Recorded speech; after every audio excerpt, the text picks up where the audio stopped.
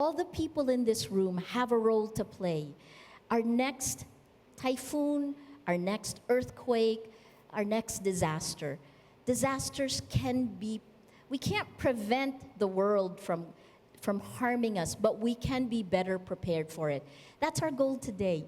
And each of us can actually do something. And hopefully that's what we'll come out of this with. Different sectors of society. I see soldiers in uniform, the NGOs, the students, the local officials. Please, let's imagine #2030 now. Thank you.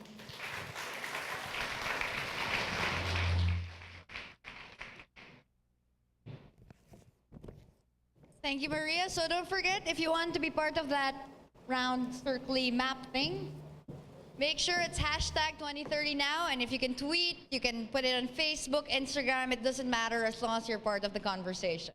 So thank you, Maria. Our next speaker is a gentleman all of you know.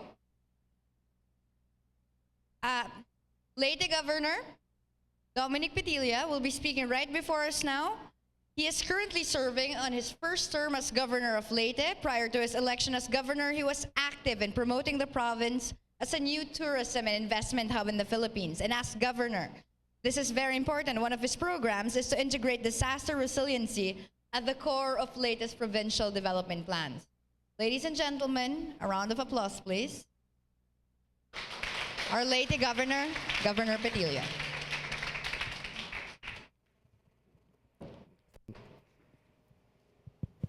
Thank you. The last time I met Maria was in Fiscal last year. I was a new governor. She was speaking very calmly as she did here, and very convincingly. And when I spoke, I was shaking. Sana po hindi mangyari ngayon. But anyway, Mayor Alfred Romualdez, Mayor Intongyo Palang-Alang, and everybody, a pleasant good morning to everybody. At around 7 a.m. November 8, 2013, Typhoon Haiyan, or locally known as Yolanda, made a landfall on the shores of the eye of the typhoon made a landfall at the shores of Tolosa, Leyte. And then, just as it hit the landfall, the wind started to slow down. Releasing perhaps billions of gallons of seawater it has sucked from the ocean. And the backwind of the typhoon, the backwind of the eye, pushed those seawater northward, going to the next town of Tanawan, Palo, then Tacloban, and unto Samar, causing massive destructions along its path. It was so vicious that it was something that, we cannot fight. Wala kaming laban doon. So vicious and unmerciful. That despite the screams of prayer from the people, it still went on rampaging our beautiful land.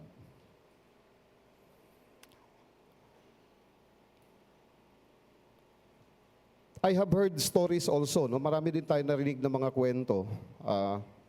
Actually, what I have seen actually in my two eyes, I've seen naked people running right after the typhoon.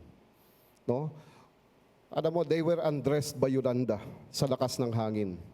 And then ang katawan nila, ang mukha nila were full of black spots. Some of the spots were actually bleeding. I asked them, how did you get that? They said, it's coming from the rain, from the raindrops. So injury via raindrops. That's first.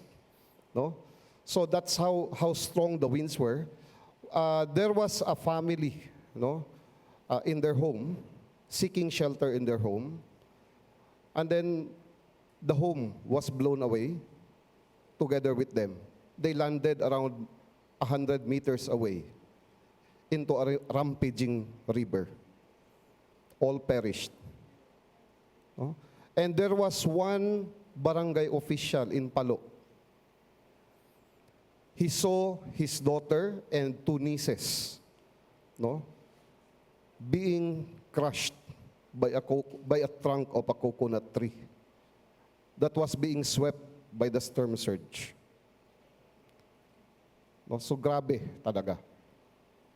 But amidst the horror, amidst the brutality of Yolanda,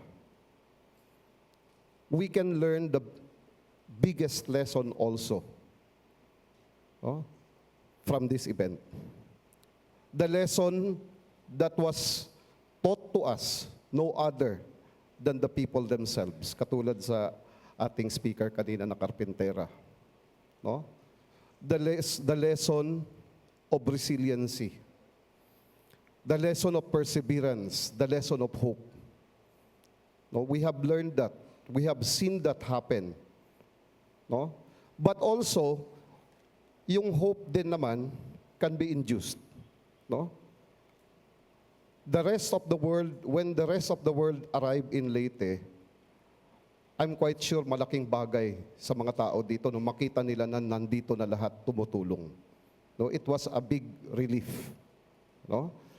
So, para sa amin,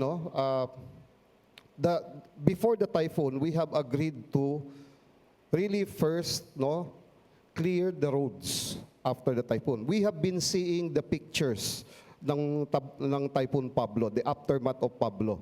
I personally seen the pictures. And by seeing the pictures, even before Yolanda, I already na-trauma na ako. Wala pa ang bagyong Yolanda by just seeing those pictures. Knowing that something worse than that picture will happen here in Leyte. No? So we have agreed, clearing operations.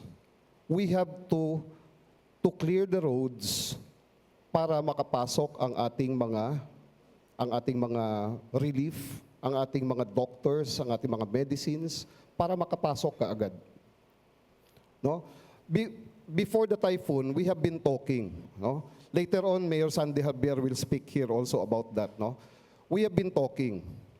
Kaya ba natin itong i-clear? Should we wait for outside help, people from the outside, to bring their equipments and clear the roads? Should we wait? Pero we have agreed that definitely after the typhoon, walang trabaho, walang klase. It means there will be 1.7 million detenios. Not to mention the more than 450,000 Taclobanons and Ormocanons doing nothing after the typhoon. Diba? So we have decided na mag-usap-usap tayo. Let's talk to our communities. Let's talk to our people, mga mayors. Magtulungan tayo, i-clear natin. One person can pick up one debris from the street, malaking bagay na yun. It will create a big impact. Indeed, right after the typhoon, nag-start yung clearing. Diba? Siguro I think I've seen the first heavy equipment dumaan sa amin sa Palo ng province. It was around mga 11 o'clock in the morning, right after the typhoon.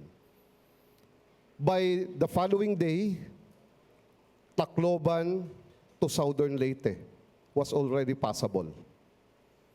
And 4 days after the typhoon, all roads going to all towns and cities in the island of Leyte were already passable. That paved the way for the arrival of everybody.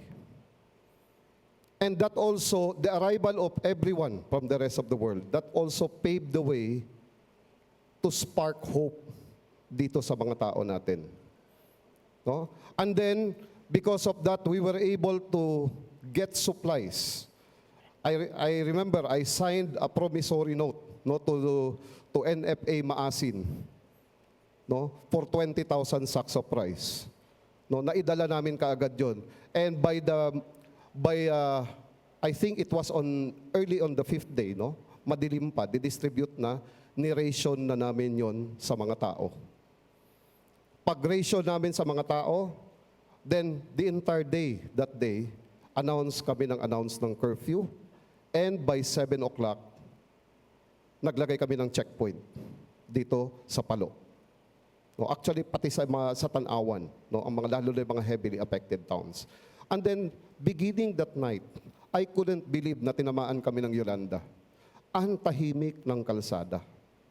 No, ang tahimik. No, may mga nagluluting that day. No, ang daming tao sa kalsada.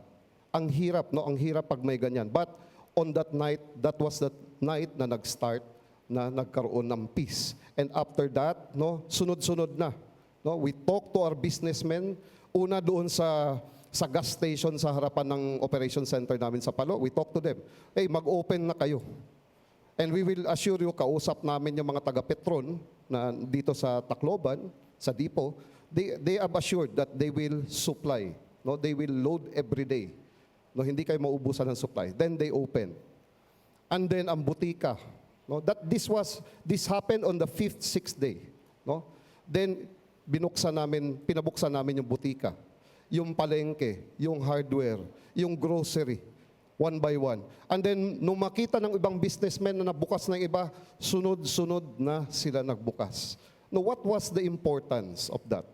Imagine if you have an ill parent, no? Meron kang mother na may sakit, no? You need medicine for her maintenance. And then there was no open drugstore around. And you do not know when that drugstore, the first drugstore will open. You will really panic. Diba? You will really panic kung ganon. So what will you do kung magpanic ka? Maghahanap ka ng drugstore, pagkukuhaan mo na paglulutingin mo, parang ganon. No? So, but since the drugstore opened, it contributed to the spark of hope sa mga tao na kumalma tayo. No? So despite of the damage, no, ang people of Leyte started right away to pick themselves up. Tinulungan nila ang mga neighbors, pick their neighbors up. They started to rebuild their homes. Imagine 180,000, more than 180,000 damage in Leyte. Sa Leyte pa lang yun, wala pa sa kanila mayor sa Tacloban and sa Ormoc. How can 3,000 employees of the capital fix that? Mga accountant pa to. No? Mabuti mayroon tayong karpintera. No? So may accountant, may doctor sa capital. So hindi pa lahat yan. No? How can you fix 187,000? Ang sa atin, because of the sparks of hope that came sa mga tao, people themselves, no, started to rebuild their homes out of the rubbles. No? Galing sa rubbles. Then later on, nagdumating ang mga supplies galing sa ating mga NGOs, galing sa ating national government, nagdatingan. Then, no, naka-improve pa tayo sa mga bahay. No? Now, because of that lesson, ladies and gentlemen, the province is now embarking on building more resiliency. No? And to do that, there are many things that we are going to do. No? Ang iba sinimulan na natin. To do that, to build resiliency, we have to have a very strong people. No? Well-nourished. So we have a nutrition program, we have our health programs, no? And of course, to build resiliency, people should be equipped with skills. No? So, we have to build on education also. And to build on resiliency, eventually, no, with nutrition, with health, with education, they will have jobs. They will work. They will earn. No? And also, to secure that resiliency, we need law and order. Mabuti nandito ang ating mga military. No? And most especially, we have to protect ourselves again from such a typhoon, no? Yung malalakas na typhoon, by protecting our environment. In fact, by reversing, kung pwede lang. Kung if we can just reverse it just from Leyte, no? I-reverse natin yung climate change. That will really be a big help on our resiliency. Now, parang ambitious, ano? No? Parang it's too, siguro ambitious. For example, we want to plant 1 million trees within 1 year. Okay? That's ambitious. Lalo na yung mga indigenous trees dito sa Leyte, no, na malakas magkumain ng carbon at saka malakas din mag-produce ng oxygen. I think kung damihan natin ng ganon, baka ang mga susunod sa Yolanda matakot pumunta dito sa Leyte if our environment cools down because of oxygen. Diba? Siguro mga theory na lang namin to, hindi naman ako scientist. No? And then, it sounds ambitious. And then, because of that program also sa resiliency natin, we want to take away poverty. No? The poorest of the poor, to help them. No? By time limit daw. Mabuti na lang hindi ko sinulat yung speech ko kasi lalagpas talaga ko. But one thing I can say, no? One thing I can say, meron tayong, we have, no, last week, I know a lot of you do not know Faye Linton. No? She is a 14-year-old scholar at the Leyte Sports Academy. No? Victim din yan and survivor din yan ng Yolanda kasi natamaan sila dyan. No? She is from Batagoob. Last week, muntik na siyang hindi makapunta, but last week, she won the bronze medal sa Asian Youth Competition doon sa Qatar, sa Doha, Qatar. She won.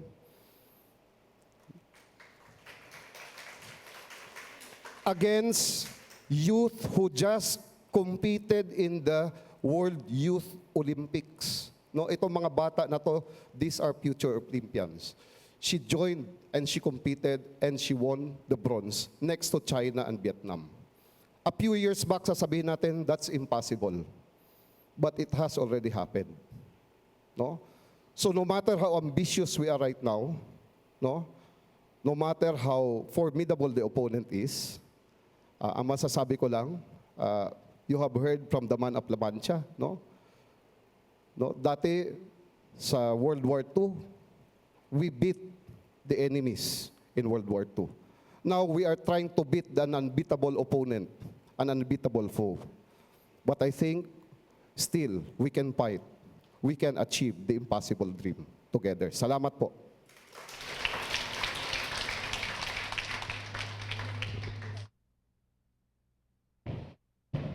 Hello. Maayong buntag. Sorry, tama pa ba yun? Let's pretend I'm doing this right. Good morning. I'm switching hats now. I'm emceeing today. Now I'm speaking, and I suspect later I'll be shooting with the cameras. But hello, my name is Patricia Evangelista. I am Rappler's problem child, as my bosses will all tell you. But I am pleased to be here, and I'm here to tell you a story. You see, my job is telling stories. I leave the journalism to the adult. I was in Tacloban right after Typhoon Haiyan, and it was a very bad time. Our job is to bring the stories to the people outside of Tacloban, to make people imagine how terrible it is. Outside, what they know is that there are 6,340 dead. But those are big numbers. But the numbers aren't people. So our job is to make the numbers human. And every day, we were wandering down the streets, telling the stories. And every story broke our heart. We're not supposed to feel anything. Because if you feel things, you're not able to tell the stories. You come back weeping, unable to tell the next story the day after. But we told them. We told the stories about the baby in the backpack by the side of the road, about the bodies out in the river floating beside the trucks. We told the stories of the fathers who wanted to commit suicide because they saw their daughters drown. We told every single story, and every time we knew we couldn't do much. But that's not the beginning of my story. Because one day, I got a phone call from my boss, managing editor, Glenda Gloria. She told me, get out and find me an inspiring story. Just the funniest thing in the world in a disaster zone. I go, Miss Glenda, I'm sitting in a truck surrounded by corpses. She goes, get out and find a story. So I took the car, drove 4 hours out to Guiuan, was driving down the highway, and then I saw a man without a shirt cutting hair with a whole line of people waiting to get a haircut. And I thought, this is 1.5 weeks after a disaster. There's a broken barber shop in the middle of the road with some guy cutting everyone's hair. There's no power, there's no water, the sun is hot, but everyone is laughing. And so I stopped. He didn't want to talk to me at first because he was very busy cutting hair. But then he said, you know, when people go through a terrible thing, when people have a story to tell, they don't tell their priest or their mothers. They tell their barber. So after Typhoon Haiyan, everyone went to the barber to tell their stories. So ladies and gentlemen, I'd like to let him tell your story. I'd like to introduce the barber of Guiuan. Please roll video. Kapag may gustong ikwento yung tao, sa barbero, doon yung bagsakan kasi ng mga chismosa. Eh, nung mangyari ang bagyo, kaya wala man sila mapagkwentuhan dahil wala mang barbershop, ngayon na lang may bubong. Ngayon, nagugupit po ulit. Ganun pa rin yung mga kwento, ang nangyari, kung anong pinagdaanan, ganun pa rin. Dahil kahit papano, kahit mahirap yung kalagayan, nagpapapogi pa man rin yung mga tao. Kahit daw walang bahay, basta pogi, para hindi nadadala ng tungkot.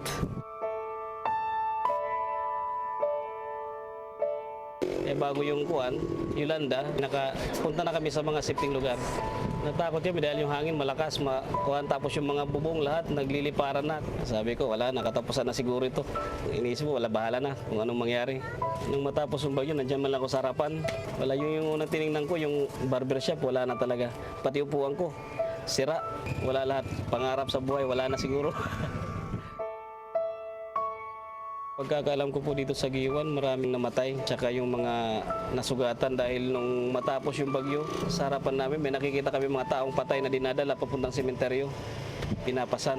Mga tao dito, pagkatapos ng Yolanda, wala kang makikitang mukha na tumatawa. Pero ngayon na medyo may haligi ng tumatayo, baga okay na rin. Simula na ng buhay ulit. Sabi ko, buwan lang to, babangon ulit. Buhay pa naman.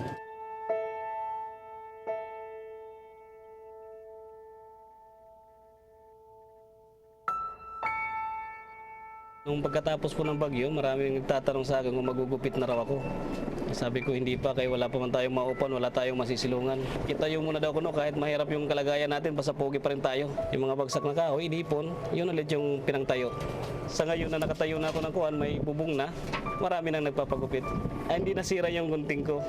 Dahil bago ng bagyo, pinadala ko kay misis, pinalagay ko sa silopit para hindi mabasa. Wala nang salamin. Mabuti at walang salamin dahil yung maarte, hindi na makakapagreklamo.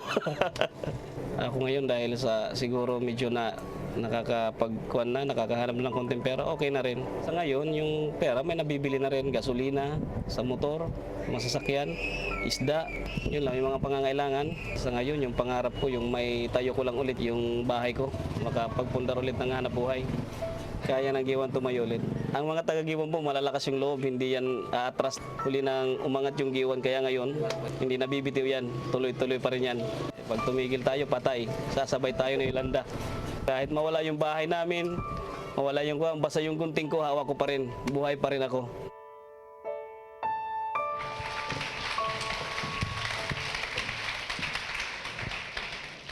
Today we'll be seeing a story in Rappler.com that we published this morning. It's not the barber of Guiuan, it's the barbers of Guiuan. I went back a month ago looking for Alan Alcantara. And it wasn't just him who was cutting hair. There were 2 other barbers cutting hair beside him. Because after that typhoon, he had hired 2 other barbers who had lost their homes and lost their jobs and brought them into the barber shop that he built in Guiuan. And he decided, Well, we need more barbers in Guiuan because there are more white people needing haircuts. And he didn't understand why these white men kept insisting on getting his scissors sterilized. But the point of it is that not only did he rebuild his broken chair, he also bought 2 small metal chairs from neighbors, rebuilt them also, and he had 3 barber's chairs inside his little shop in Guiuan, which he built himself, beside the sewing store that he built for his wife, Mary, over there. Ladies and gentlemen, a round of applause for Alan Alcantara.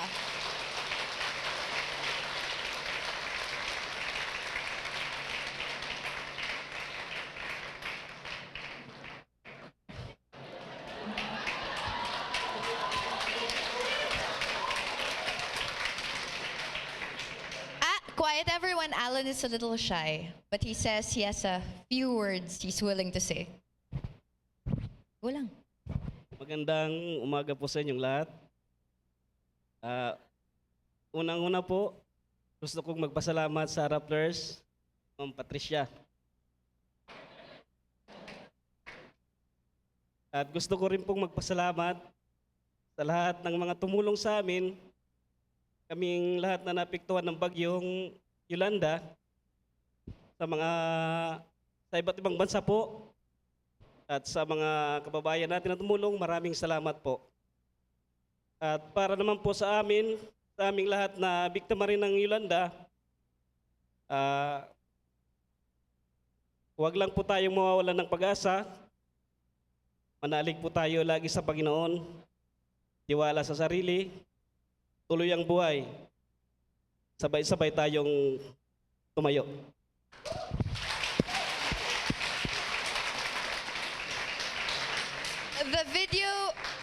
The video, The Barber of Guiuan, has won a few international awards.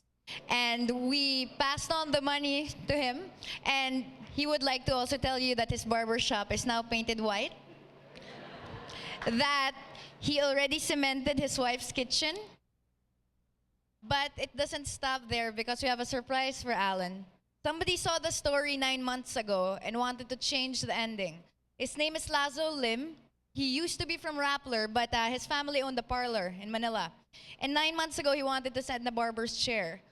But we couldn't exactly stick a chair into a C-130 back then because people needed a lot more. So right over there is a barber's chair. It's not brand new because we also can't afford brand new, but we know Alan and we know Alan can make something out of anything.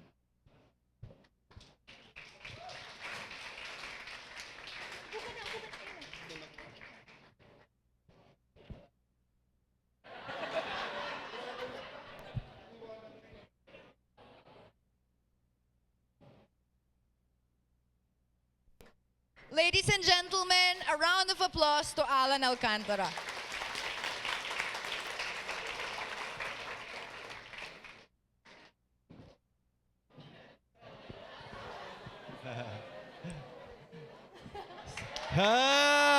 Round of Sige, wag ka nang tatayo ha, diyan ka na. Ha? Sorry? You want? Yeah. Maraming salamat po sa nagbigay po nitong upuan.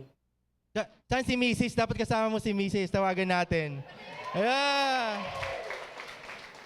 Join her. Okay lang para may picture, minsan lang to.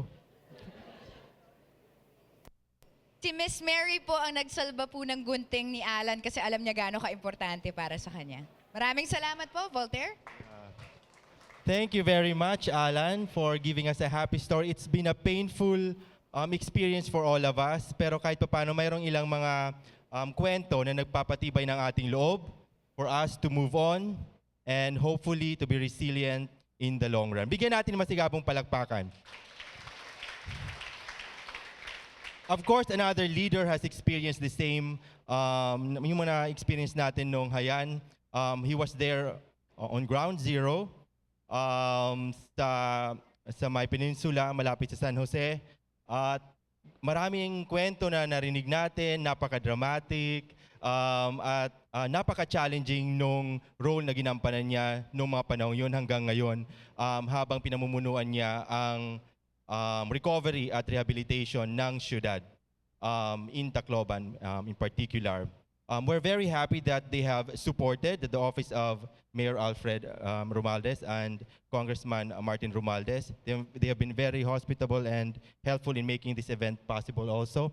And he is with us this morning to share his story and how he's rebuilding the city and the lessons of Hayan, of that tragic experience. Let's all welcome Mayor Alfred Romualdez, Mayor of Tacloban. Thank you. Maupay aga yung tanan.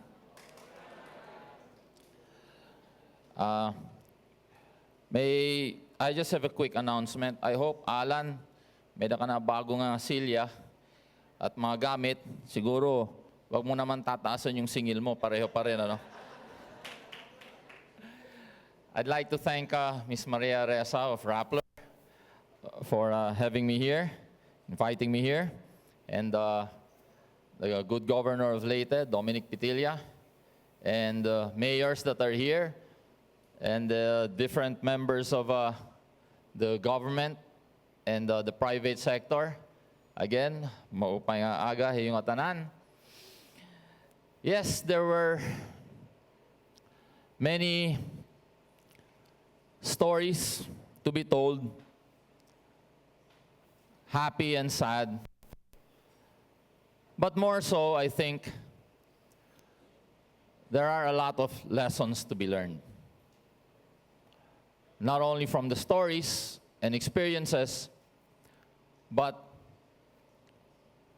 it's about time that we pay a closer attention to scientific data.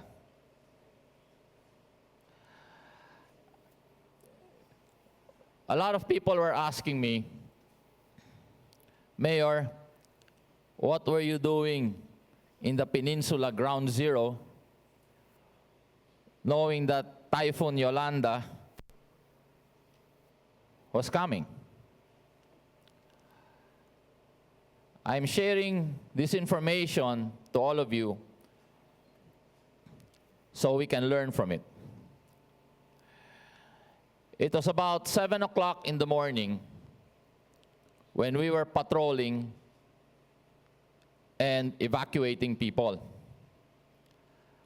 I got a call from the two-way radio that we have in our patrol cars coming from the detachment that we put in Dio Island, which is in front of the airport, close to about 2.5 to 3 kilometers. Exact words, Mayor, dito sa isla, halos wala ng tubig at pwede kami maglakad mula sa isla hanggang sa Tacloban. Kaya, I was caught by surprise. Immediately, I informed my family, stay put, do not move, because when a tide recedes, automatically, you think of a tsunami. But I was caught aback because we were expecting the typhoon to hit much, much later, not at 7 o'clock. So when we were there, after a few minutes, 3 consecutive waves hit us. The first one crept in slowly, which was about a meter in height, followed by another wave, which was about 2 meters in height, and the third one came about 6 to 7 meters in height and did not go back to the sea till after 2 hours. That's why we only had a few minutes to save ourselves from the storm surge. Now, what are lessons to be learned here? I've heard people did not understand what a storm surge is. But actually, in reality, When we listen to weather forecasters and they say that you will have a Category 5 typhoon and you will have storm surges 5 meters, 6 meters, 7 meters, do we really know how far inland is that 7-meter water going to go? Is it going to hit only 10 meters, 20 meters, or 1 kilometer inside? So now we're learning that we have to translate scientific information to our people so that it could be better appreciated and understood, so we can be more prepared. Yes, we talk of resilience, we talk of building back better post-disaster, we talk of climate change adaptation. Those are world topics now that from the national level, we've got to cascade that down to the local level para maintindihan natin ano ba talagang ibig sabihin niya yan. Tacloban City is quite different from other local government units in the region. Why? Because it's an urban center. Basically, it's the capital of the region. I will go back to the first few days. We were hearing a lot of complaints that there were not enough relief goods. Yes, that is true. But why? Being a capital city, during the day, Tacloban City's population increases to 300 to 400%. From our normal population to 240, 250,000, we have a population during the day of almost 1 million. This is pre-Yolanda. 90% of the banks are in Tacloban. We have 4 universities, and the 4 universities, almost 90% of the students are not from Tacloban. So when the typhoon hit, many responders were relying on the data that said our population is 240,000, or even that 220,000 as recorded, and yet it was close to 1 million. All the hotels were full. It was jam-packed with people. Because as practice, every time there is a storm, everybody goes to Tacloban City for shelter. Why? Because it's close to the hospitals, it's close to the drugstores, it's close to the airport for immediate accessibility. These are now things that we are learning. Things that we have to understand. That's why I was looking at videos, documentaries, even in 9/11 New York. Immediately after that disaster, the National Guard protected the routes entering the city and going out, preventing people to all converge in a disaster area. This is what happened in Tacloban. In fact, I saw personally several municipal mayors who were in my office the following day. And we had an avalanche of people coming in to Tacloban City. And yet at that time, we only had about 3 to 4 dozen policemen left. It was very difficult to address. Noong nangyari yon, when that happened, people came in looking for relief. They did not get relief. Then that's when the looting started, and even a jailbreak. There was a breakdown of systems in our city. When you're hit by a disaster, immediately what is challenged there are your systems that you have in place. You talk of resilience now. Yes, you must have a robust system. You must have redundancy in your system. These are things now we are absorbing, and learning. That's why I'm telling you these stories, so you will understand what happens in a disaster. Even Catbalogan City was a victim because they doubled their population 24 hours later, because plenty of Taclobanons ran to to Catbalogan City, and their population doubled. In fact, the mayor was already on panic mode when that happened. How do we now continue the basic services, social services, bouncing back? So lahat yan. So now we have the most powerful storm hitting us. We learn from that. What's the role of government? What's the role of your city? Being the center of the region. We must institutionalize all the necessary mechanisms in order that we can cascade all the way to the grassroots resources that are needed. During a disaster, there is competing priorities. There are competing priorities that we have to address all at the same time. And yet we discovered 70%